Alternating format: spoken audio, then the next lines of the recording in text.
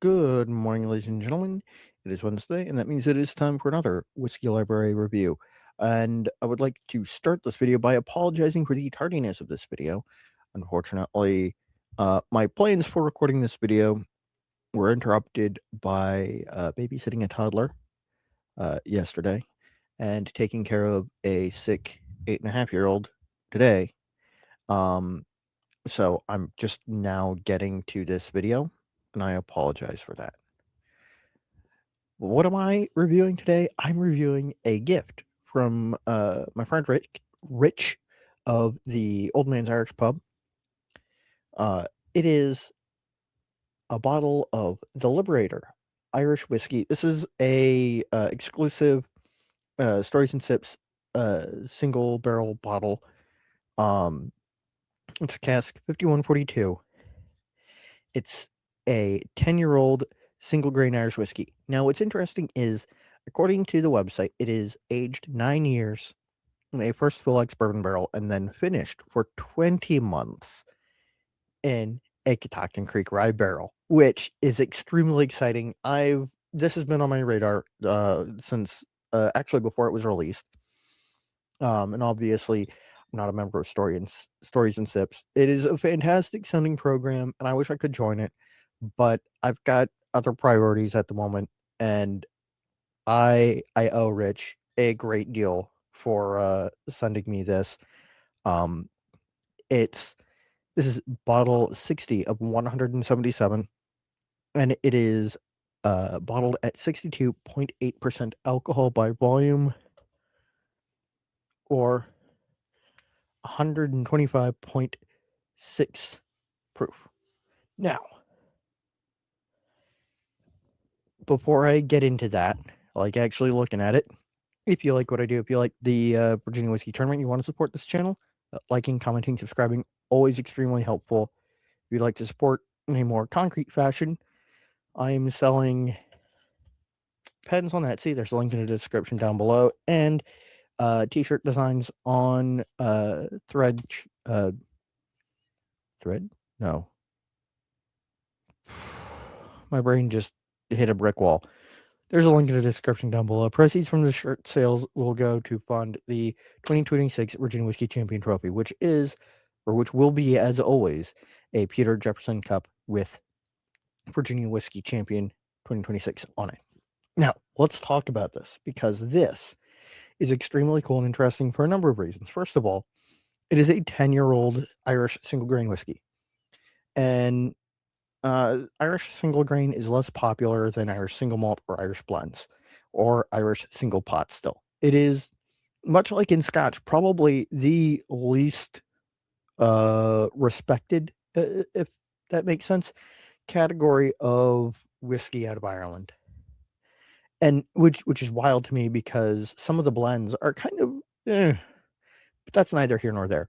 This is 10 years old. 9 years in an first fill bourbon barrel. 20 months, almost 2 years, in a Catoctin Creek barrel. Catoctin Creek, if you don't know, is distillery in the Commonwealth of Virginia. They they distill 100% rye whiskey that is amazing. Probably some of, if not the best rye whiskey on the market today. Just my personal opinion there. And this, on the nose, you really could be forgiven for going, I think this might be a rye whiskey. It's got some herbaceous, like aniseed, a little bit of like caraway, a little bit of fennel, some fresh cut vegetation. But there's also a light grassiness, which I sort of, um, connect with single grain whiskey, and a light buttery note in there that I specifically think of as being an Irish whiskey note, which is probably unfair, but it's a note that I frequently get in Irish whiskey. And it's really interesting. It's got a little bit of, like, just a hint of that, like, like dense rye bread funk that Catoctin Creek has that I really enjoy.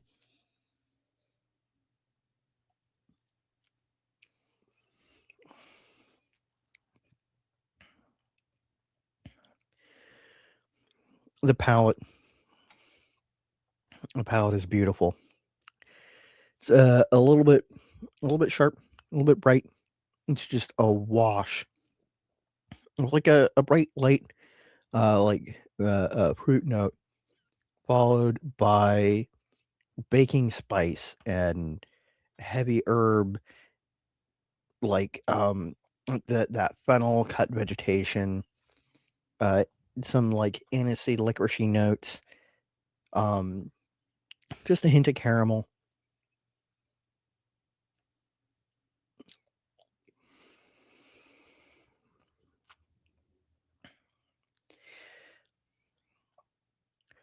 This tastes like Catoctin Creek whiskey to me.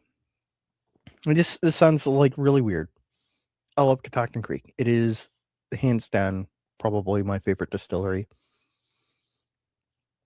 It is an incredibly strong, robust flavor, and it definitely, I won't say overwhelms the Irish single grain and the first fill bourbon barrel that this whiskey was in before the Catoctin Creek barrel, but it definitely takes precedence, pride of place, and it is just bold. And then underneath that, you've got like some light, like buttery pastry notes, some like bright, um, floral grainy notes, which is not a bad thing. Those are very good. And it all like develops into a fairly cohesive, um, like genuinely like you could pour this for somebody not telling them what it is, and they would probably guess that it is a rye whiskey.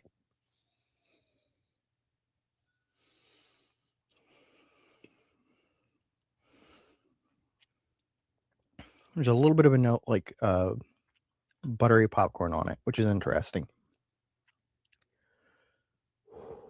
Beautiful. The finish. The finish is um that big herbaceous rye note, sort of tapering down to a little bit of like a cut vegetation and bright floral sweetness, and then a little bit of caramel, and then it's gone. It could be a little bit longer, but I'm not going to complain.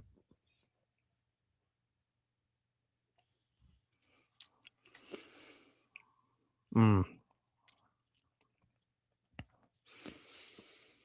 There are little notes around the edge of the palate and the finish that really do remind you that it is an Irish whiskey and it is an Irish single grain whiskey, but it is genuinely beautiful and excellent. As always, I ask and answer 3 questions about every whiskey I review. The first one being, do I enjoy it? The answer is yes. Absolutely. This is an amazing whiskey in a number of ways. Um, it it's got, like, all these layers, of interesting notes, and I'm currently getting a layer of, like,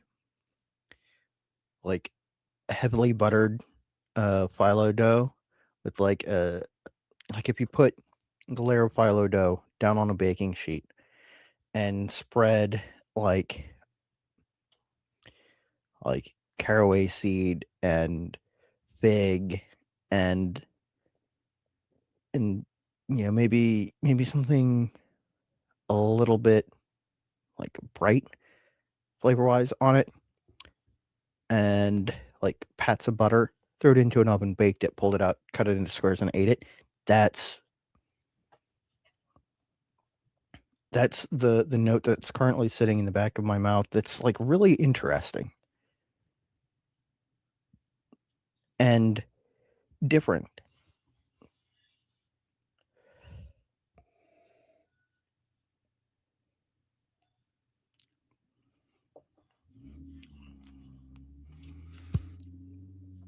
The second question. Sorry, I got distracted. Second question. Do I think it's a good value? I cannot answer to that. I will say it sounds like the program as a whole is a good value, and especially with like the extra events that they run, virtual tastings and whatnot. It sounds like it is a really good program if you like Irish whiskey and you want to learn more about Irish whiskey and connect with distillers and blenders and whatnot in Ireland. And then they pick barrels like this. If I felt like it would be a good fit for me, I'd do it. Third and final question is, do I recommend it?